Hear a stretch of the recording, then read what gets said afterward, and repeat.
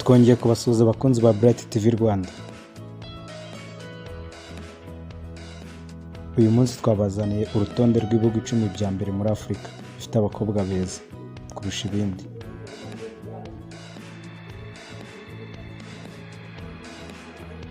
Ku mwanya wa 10 turasanga igihugu cya South Sudan.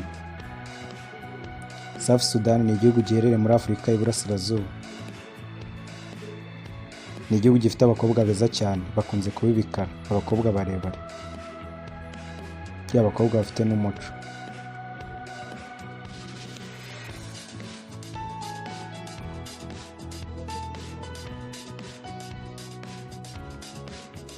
Ku mwanya wa 9 turasanga igihugu cy'u Rwanda n'u Burundi. Ibi ni ibihugu bibiri, ariko abenshi bakunze kuvuga ko ari igihugu kimwe, kubera ko umunyarwanda ari kumwe n'umurundi niwe batandukanye, keretse umwe avuze. U Rwanda ni igihugu kiri muri Afurika y'Iburasirazuba, n'u Burundi nabwo ni uko. U Rwanda ni igihugu gikoresha ururimi rw'Ikinyarwanda, rukanakoresha ururimi rw'Icyongereza, naho Burundi ho ni igihugu gikoresha ururimi rw'Ikirundi, rukanakoresha n'Igifaransa cyane. Ibi ni ibihugu bifite abakobwa beza cyane, barebare, yewe n'ibihugu bizwiho abakobwa babo bakunda kugendera ku mico y'ibihugu byabo.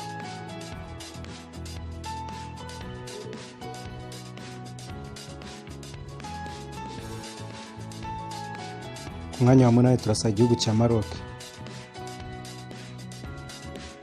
Maroc ni igihugu kiri mu majyaruguru ya Afurika. Ni igihugu bakoresha ururimi rw'Icyarabu, kuko nabo ni Abarabu. Ni igihugu gifite abakobwa beza cyane,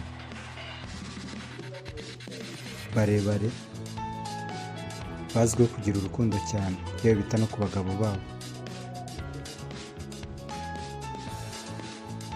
Ku mwanya wa 7 turasanga igihugu cya Kenya.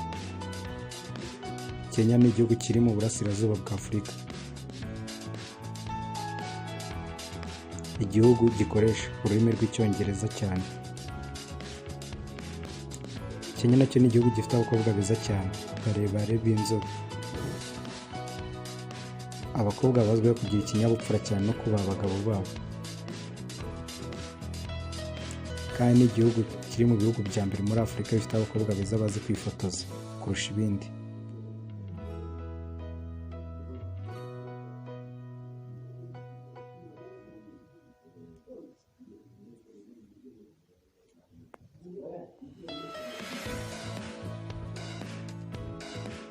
Ku mwanya wa 6 turasanga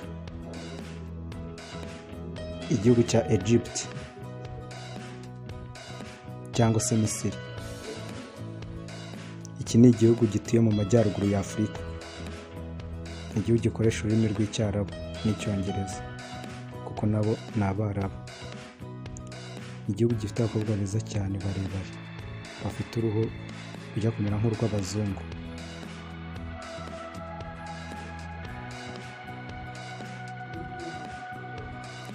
Ni igihugu gikomeye ku muco wabo cyane, bituma n'abakobwa babo bagendera ku muco. Iki ni igihugu cyiganjemo idini rya Isilamu cyane kurusha andi madini yose abaho.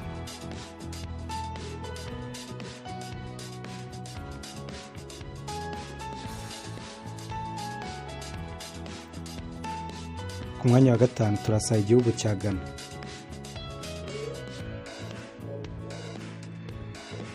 Ghana ni igihugu dusanga muri Afurika y'Iburengerazuba.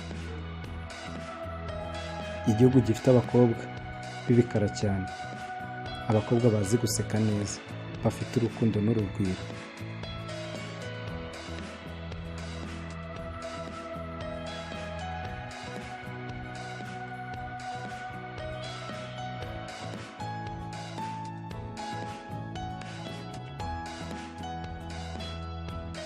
Ku Ku mwanya wa kane turasanga igihugu cya Eritrea.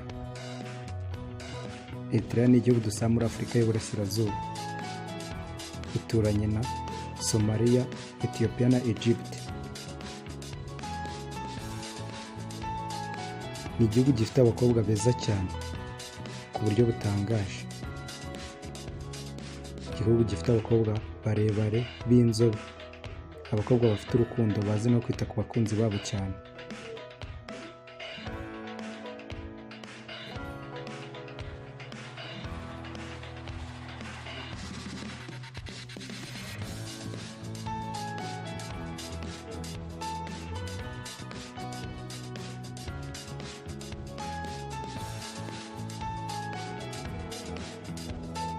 Ku mwanya wa gatatu turasanga igihugu cya Ethiopia.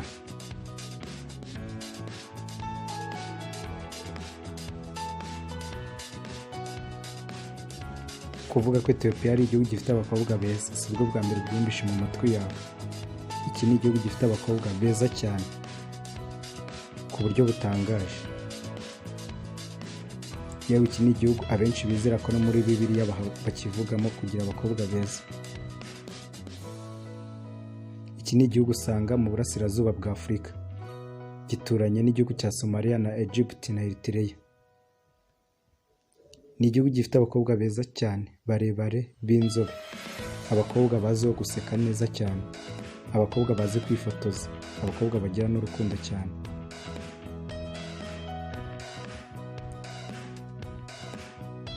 Mu gihe cyashize iki ni cyo gihugu cyari kiri no ku mwanya wa mbere ku rutonde rw'abafite abakobwa beza. Gusa uko ibihe byagiye byicuma cyagiye kiza cyegera inyuma gake gake, ariko mu kuri iki ni igihugu gifite abakobwa beza cyane.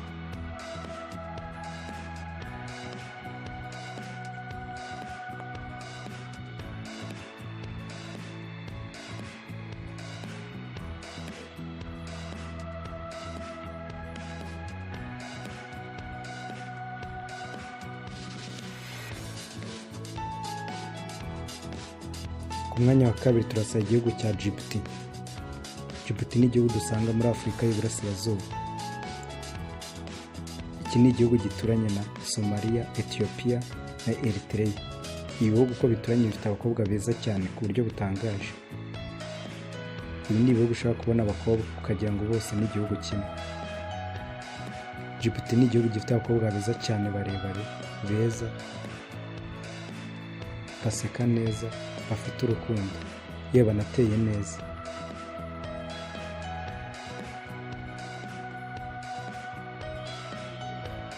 Iki ni igihugu kibarizwa ku ihembe rya Afurika.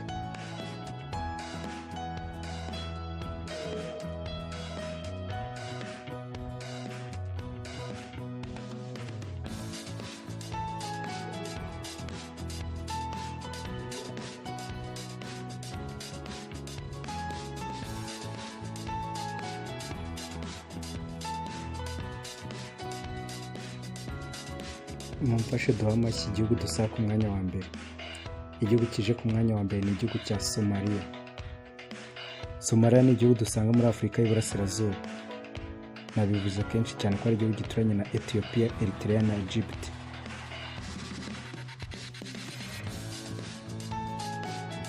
Ibi ni ibihugu bifite abakobwa beza cyane. Yewe uretse ku rwego rwa Afurika no ku rwego rw'isi, ibihugu barabizi. Somalia ni igihugu usanga higanjemo abisilamu benshi. Gusa ni igihugu gihoramo umutekano muke, ariko nubwo horamo umutekano muke ntibyabuza abakobwa babo kugira ubwiza buhebuje. Yewe abenshi bifuza ko banakurayo abari bazagira abagore babo. Iki ni igihugu gifite abakobwa beza barebare, bafite imisaya igororotse, amajosi maremare. Yewe buri kimwe cyiza cyose uzi kiba ku mukobwa. Iki gihugu cya Somalia abo bakobwa ubasangayo. Gusa iki ni igihugu gifite umutekano uhangayikishije isi, kubera imitwe y'iterabwoba ihora mu gihugu cyabo.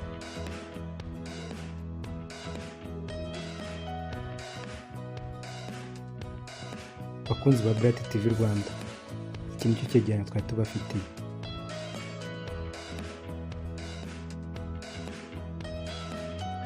Kandi turabashimira ko muba mwabanye natwe igihe cyose. Ubaye hari urundi rutonde wifuza ko ikintu icyo ari cyo cyose twagukorera, watwandikira mwo hasi muri comment.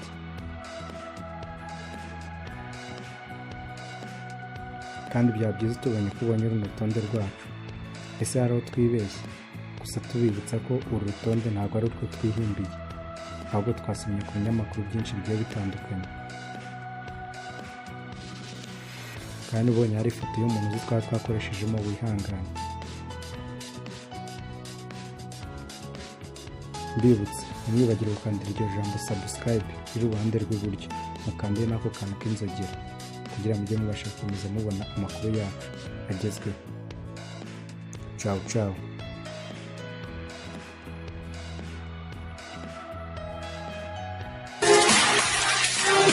Love